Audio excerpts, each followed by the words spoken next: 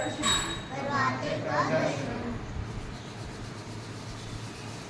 करोति कल्याणम आरोग्यम धन संपदा शत्रु बुद्धि विनाशाय दीप ज्योति नमोस्तुते। कल का मैच देख लिया? मेरे जो भैया थे ना वो तो पीछे से वो छुपा के पटाखे फेंक रहे थे। क्या पटाखे फेंक रहे थे? अच्छा, पटाखे फेंक रहे थे। अभी कभी बदला लिया? बदला तुम में से किसी ने? अगर लेते हो तो कैसे लेते हो? हमने ले रखा है। तुमने ले रखा है? किससे? जब लेके रख लेते ना उसको पंगे बोलते हैं। पंगे ले रखे हैं, बदला तो ले लिया, खत्म। मैंने भी ले रखा है ना? इसका बदला लिया। ऑस्ट्रेलिया का, जब ऑस्ट्रेलिया ने इंडिया को हराया था और इंडिया ने ऑस्ट्रेलिया को हराया था 27 वर्ल्ड कप में हराया था, है ना? तो इस बार इंडिया ने हराया ऑस्ट्रेलिया को। सेमीफाइनल में ही नहीं आ पाया ऑस्ट्रेलिया। ये होता है बदला। ऐसा नहीं होता उसने हमें सुनाया, हमने जाकर उसे सुनाया और बदला पूरा। ऐसा नहीं होता, बदला इसको कहते हैं। ऑस्ट्रेलिया की ना कुछ ऐसी हरकतें होती हैं कि मतलब जीतने के बाद है ना सामने वाले को ना ह्यूमिलिएट करते हैं, घमंड आ जाता है। घमंड तो रावण का भी नहीं चला, फिर बदला लेना पड़ता है।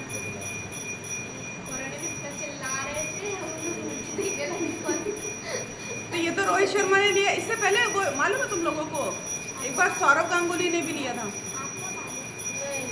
सौरव गांगुली के जब एक बार मैच चल रहा था तो फ्लिंटॉफ ने ना अपनी टी शर्ट उतार कर ना ग्राउंड पर घुमाई थी।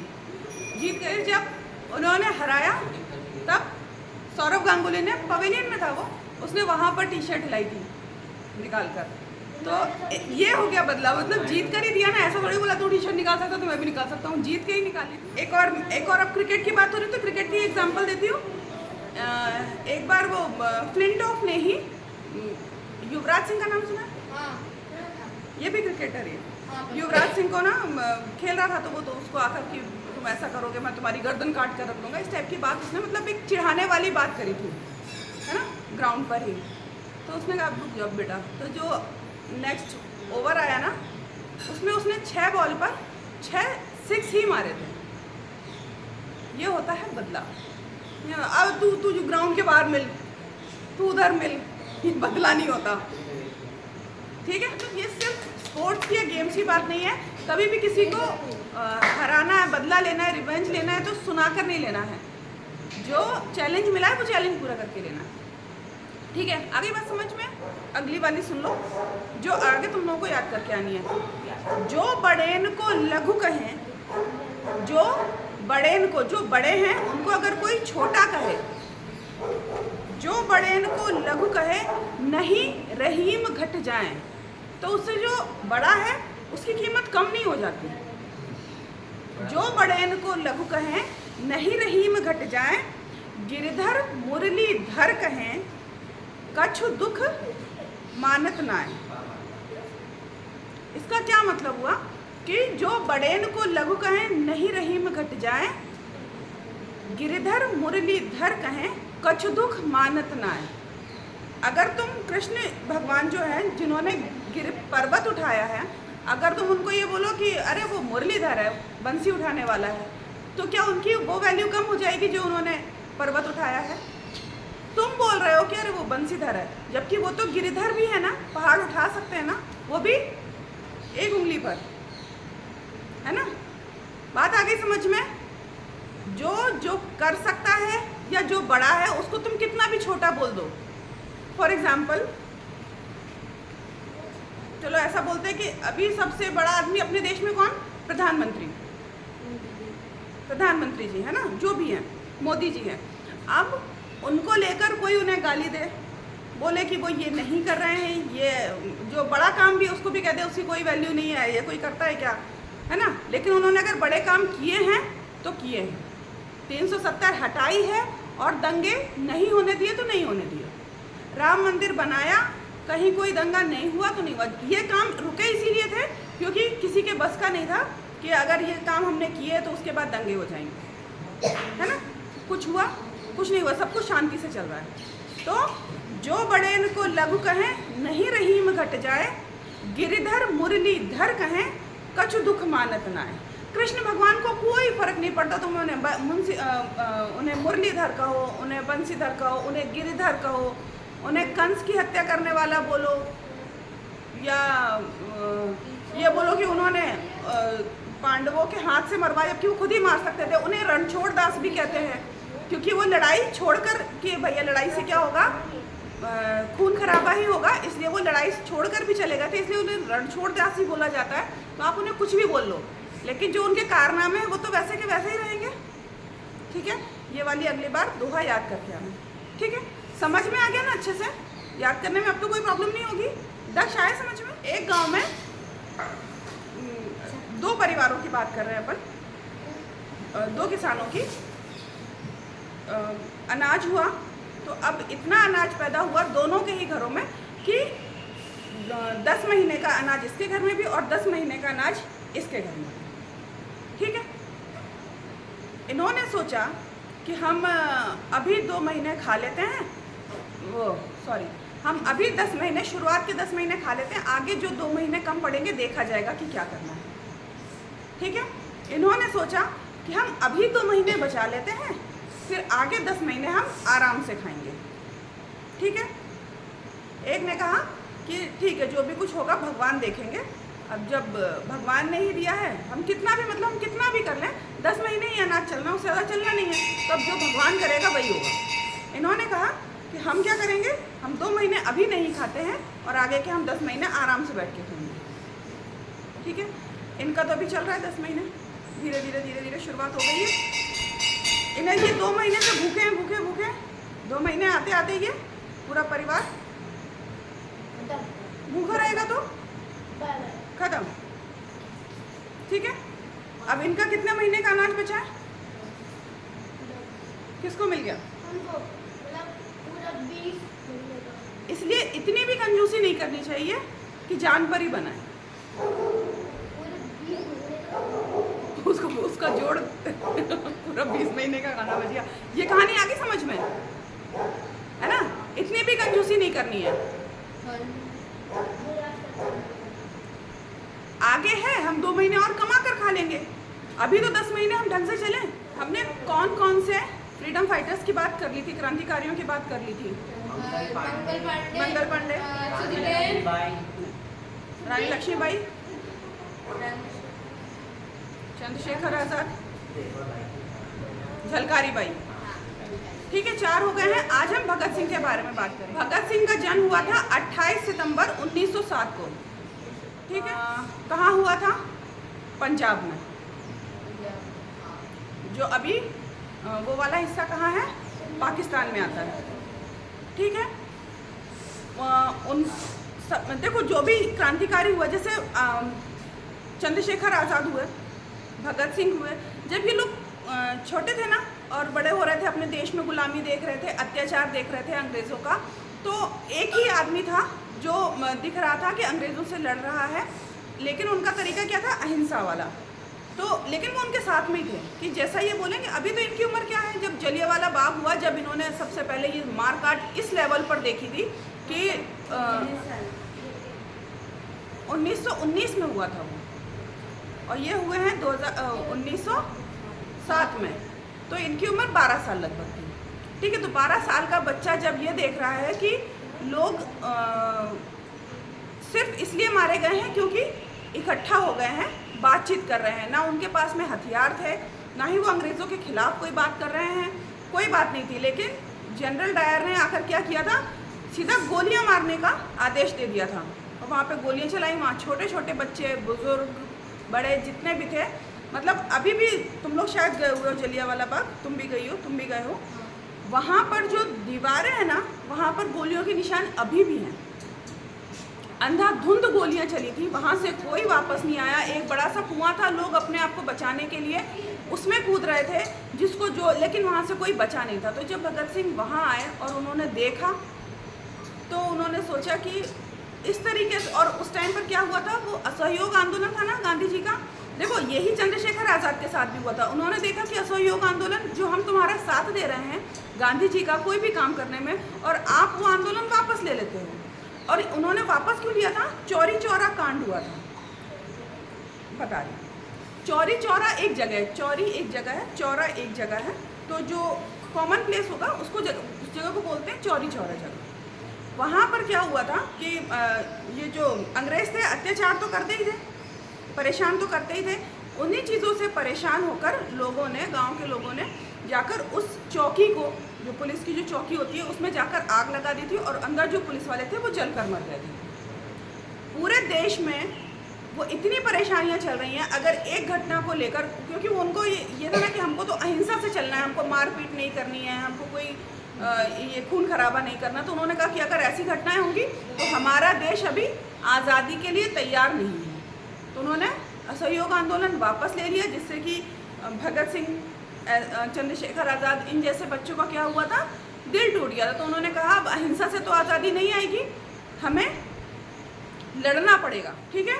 तो उन्होंने वहाँ पर फैसला किया कि हम अब लड़ाई लड़ेंगे अहिंसा से। हम इसलिए क्या हुआ कि सबने फिर अपने अलग अलग दल बनाए। भगत सिंह और चंद्रशेखर आज़ाद अब मिल गए। इन दोनों ने मिलकर लाला लाजपत राय की हत्या का बदला लिया था। किसको मारकर? सॉन्डर्स को मारकर। याद है, बताया था ना, लाला लाजपत राय को अंग्रेज़ों ने मारा था और उसकी हत्या का बदला लिया था चंद्रशेखर आज़ाद, भगत सिंह ने मिलकर सॉन्डर्स को मारा था। और इसके बाद में साइमन कमीशन आया, देश में एक नया कानून आने वाला था, जिसमें क्या हो रहा था कि जो फैसले लेंगे वैसे भी अंग्रेज ही लेते थे, लेकिन कुछ कानून ऐसे थे कि हम लोगों को, मतलब हिंदुस्तानियों का उसमें कोई रोल नहीं था। जो भी कुछ इज्जत उन्हीं की है, कानून उन्हीं का है, फैसले उन्हीं के हैं। तो इसका विरोध करने के लिए भगत सिंह ने क्या किया था, असेंबली में जाकर बम फेंके थे, बम, लेकिन ऐसी जगह फेंके थे जहाँ पर फेंकने से किसी को कोई नुकसान ना हो, और साथ में पर्चे फेंके थे और अपने आप को अरेस्ट करवाया था, जिससे कि हम वहाँ जाएंगे, हमारे न्यूज़पेपर में आएगी, लोगों तक पहुँचेगी और हमारे जैसे और भी लोग क्रांतिकारी पैदा होंगे और जो आकर अंग्रेज़ों से लड़ेंगे, ठीक है। इसके बाद में क्या हुआ कि अब अंग्रेज़ों के साथ में देखो, ठीक है, हम यहाँ पर सब एक हैं, लेकिन अगर कोई आएगा बाहर से और अगर हम में से किसी एक को बहलाएगा ना तो वो बहल जाएगा, या अगर मार डांट का असर होता है तो उसका भी फ़र्क पड़ता है, कोई ना कोई एक तो टूट जाता है, वो क्या होता है, उनकी तरफ मिल जाता है। उन्हीं में से किसी एक ने बताया था कि भगत सिंह ने सॉन्डर्स की हत्या में वो शामिल थे, इसलिए उन्हें फांसी की सज़ा सुनाई गई 24 मार्च 1931 को, ठीक है, 23 साल के। उनकी उम्र उस समय 23 साल की थी। जो सज़ा सुनाई गई थी फांसी की वो थी 24 मार्च 1931, लेकिन अंग्रेज़ों ने सोचा, क्योंकि अब क्या हुआ, लोगों को ये समझ में आ गया था हमें आज़ादी चाहिए है और हमारे लिए ये लड़ने वाले हैं, तो इन बच्चों को हमें बचाना है। उस समय सिर्फ भगत सिंह, सुखदेव और राजगुरु भी थे साथ में जिन्हें फांसी हुई थी। तो अब क्योंकि पब्लिक आएगी उन्हें बचाने के लिए, इसलिए उन्होंने क्या किया कि ज़्यादा हमारी जेल पर अटैक होगा, इसलिए उन्होंने एक दिन पहले ही उन लोगों को फांसी दे दी थी, 23 मार्च को ही, ठीक है, जिससे कि जब वो आए तो ऐसा ना हो कि बचाकर ही ले जाएं, इन लोगों को छुड़ाकर ही ले जाएं, इसलिए उन्होंने एक रात पहले ही फांसी दे दी, ठीक है।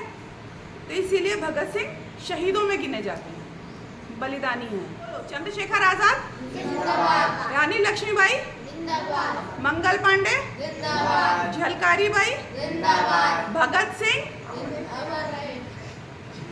बहुत सकते अमर रहे। अमर देखो, अमर कैसे होता है कोई कि अगर उसका नाम अगर सालों साल रहता है तो वो अमर हो जाता है, उसका नाम अमर हो जाता है। हम तुमको बता रहे हैं, तुम किसी और को बताओगे, अपने आने वाली जनरेशन को बताओगे, तो क्या होगा, ये अमर हो गए ना। बाबा सोए जागर में, पैर पसारे बागर में। बाबा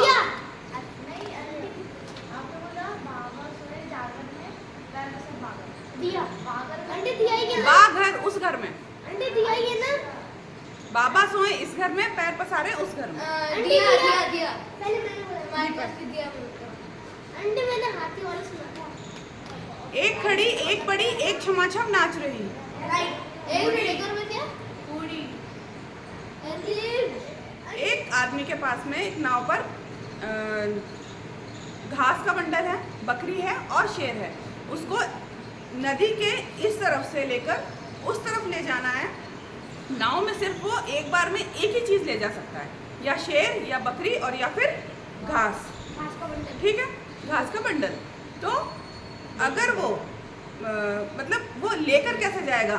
अगर यहाँ पर अगर घास और बकरी रह जाते हैं तो बकरी घास को खा जाएगी और शेर बकरी को खा जाएगा। तो एक एक करके कैसे ले जाएंगे इस नदी के इस किनारे से लेकर उस किनारे पर, इन तीनों को लेकर जाना है। हाँ हाँ हाँ हाँ, भैया बताएगा। हाँ बताओ बताओ बताओ। पता है? नहीं नहीं, उसको नहीं पता। पहले शेर को ले जाएगा। अच्छा, बकरी घास को नहीं खा जाएगी? अच्छा हाँ, पहले बकरी कृष्णा को तुम ले जाए- इधर आ जाओ। पहले बकरी को नहीं, पहले घास को नहीं। पहले नहीं बकरी, पहले नहीं घास, पहले हाँ, पहले बकरी को ले जाएगा। ठीक है। घास और शेर ले जाएगा। ठीक है। फिर क्या होगा? हाँ बताओ। हाँ बताओ ना। घास को कैसे खा जाएगा? शेर घास खाता ही नहीं है। हाँ तुम बताओ। जो सबसे पहले वो इंसान वो उसको ले जाएगा, क्या नाम है, शेर को ना, वो जो सबसे पहले शेर को ले जाएगा। हाँ, इधर पे घास, बकरी घास को खा जाएगी।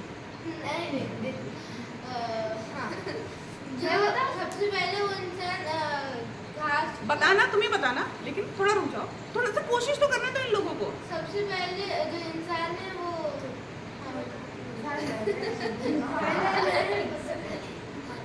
पहले बकरी को ले जाएगा, ठीक है।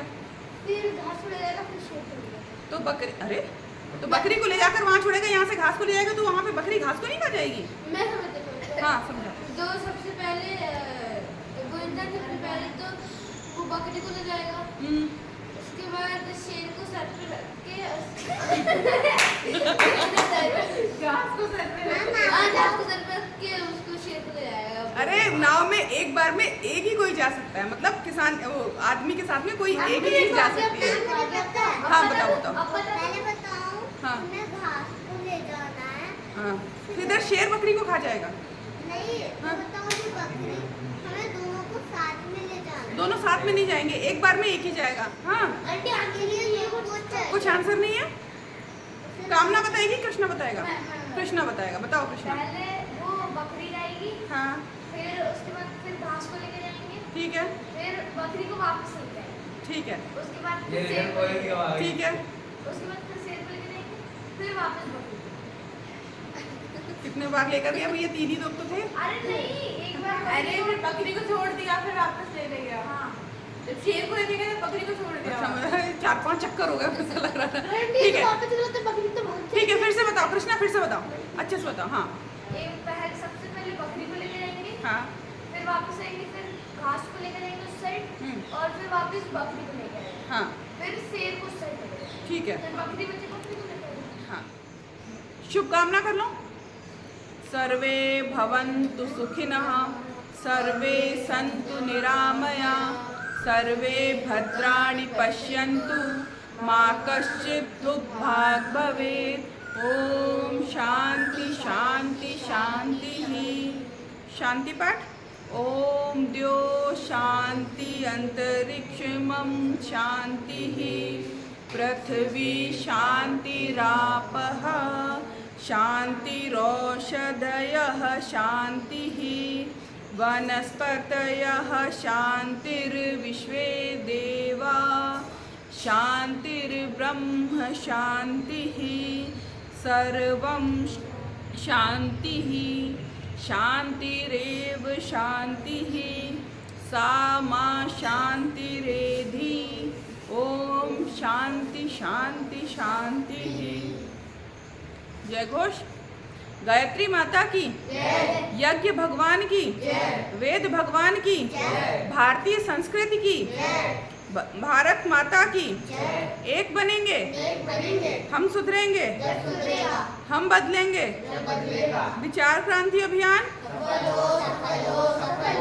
देश की रक्षा कौन करेगा? हम करेंगे, हम करेंगे। माँ का मस्तक ऊंचा होगा, नर और नारी एक समान। वंदे मातरम। वंदे मातरम। गौ माता की जय। अपने अपने माता पिता की जय।